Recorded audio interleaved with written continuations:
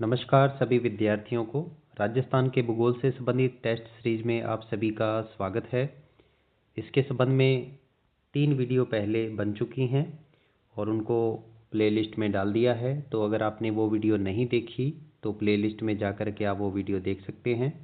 आज का जो हमारा टॉपिक है वो है राजस्थान का अपवाह तंत्र।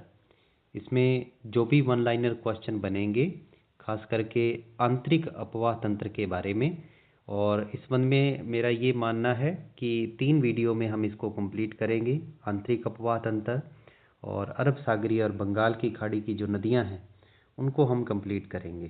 तो चलिए शुरू करते हैं राजस्थान के अपवाह तंत्र के बारे में। जो क्वेश्चन है, पहला क्वेश्चन, राजस्थान का सबसे बड़ा अपवाह तंत्र कौन सा है? सबसे बड़ा अपवाह तंत्र पूछा है। तो 3 तरह का अपवाह तंत्र है राजस्थान के अंदर। एक तो है आंतरिक अपवाह तंत्र, और दूसरा है अरब सागरीय अपवाह तंत्र, और एक है बंगाल की खाड़ी का अपवाह तंत्र। ठीक है, तो इसमें सबसे बड़ा कौन सा है? आंतरिक अपवाह तंत्र। दूसरा प्रश्न, राजस्थान की सबसे लंबी नदी कौन सी है? तो सबसे लंबी नदी कौन सी है? चंबल। तीसरा प्रश्न, पूर्णतः राजस्थान की सबसे लंबी नदी कौन सी है? तो ये है बनास। पूर्णतः राजस्थान की सबसे लंबी नदी कौन सी है? बनास। और अगला प्रश्न,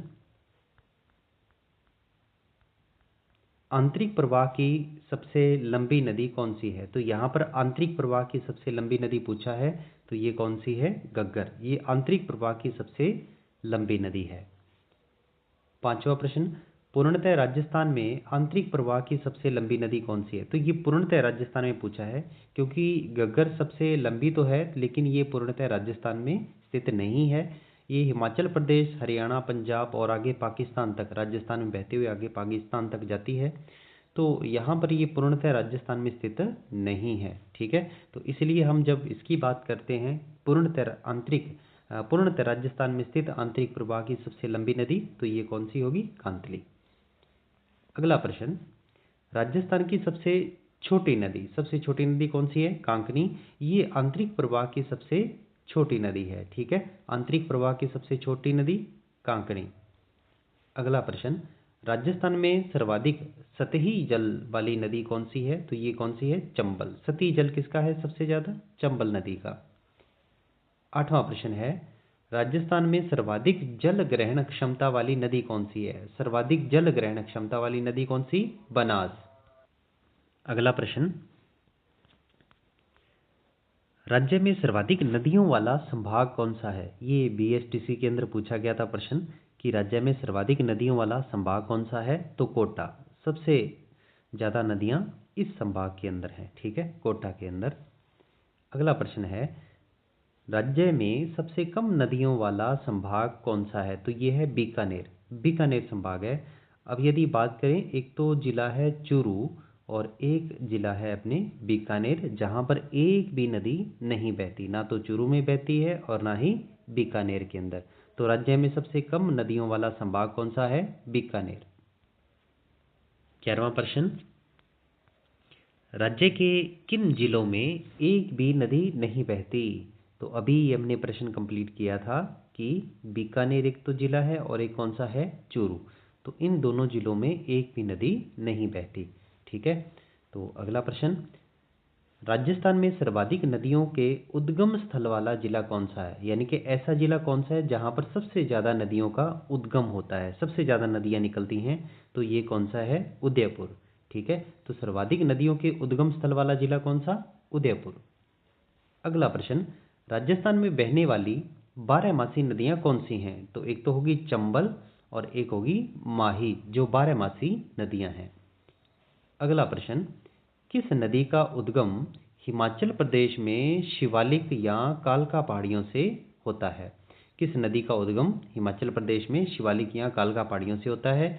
तो ये है घग्गर नदी। ठीक है, तो यहाँ से ये निकलकर आगे हरियाणा, पंजाब और फिर ये राजस्थान में प्रवेश करती है और आगे पाकिस्तान में चली जाती है। तो ये राजस्थान की एकमात्र अंतर्राष्ट्रीय नदी भी है। ठीक है, एकमात्र अंतर्राष्ट्रीय नदी भी है, और खासकर ये उत्तर दिशा में बहने वाली नदी है। ठीक है, अगला प्रश्न, कांकनी नदी का उद्गम किस स्थान से होता है? कांकनी नदी का उद्गम किस स्थान से होता है? जैसलमेर के कोटड़ी गांव से। जैसलमेर के कोटड़ी गांव से। 16वां प्रश्न, कौन सी नदी खंडेला की पहाड़ी से निकलकर सीकर में बहते हुए झुंझुनू में विलुप्त हो जाती है? तो कौन सी नदी है? कांतली नदी। ये खंडेला की पहाड़ी से निकलती है, तो यहाँ से इसका कांतली नदी का उद्गम स्थल कौन सा है? खंडेला की पहाड़ी। तो यहाँ से ये खंडेला की पहाड़ी से निकलकर फिर सीकर में बहती है और फिर झुंझुनू में बहते हुए ये बीच में ही कहीं विलुप्त हो जाती है। ठीक है, तो ये कौन सी नदी होगी? कांतली नदी। अगला प्रश्न है, किस नदी का उद्गम जयपुर में शाहपुरा तहसील के मनोहरपुरा थाना से होता है? तो ये कौन सी नदी है? मेंथा नदी। तो इसका उद्गम स्थल हो गया मनोहरपुरा थाना। ठीक है, जयपुर के अंदर। अगला प्रश्न, रूपनगढ़ नदी का उद्गम स्थल कौन सा है? रूपनगढ़ नदी, तो इसका उद्गम स्थल है अजमेर की कुचिल झील से। ठीक है, अजमेर की कुचिल झील से इसका उद्गम स्थल है।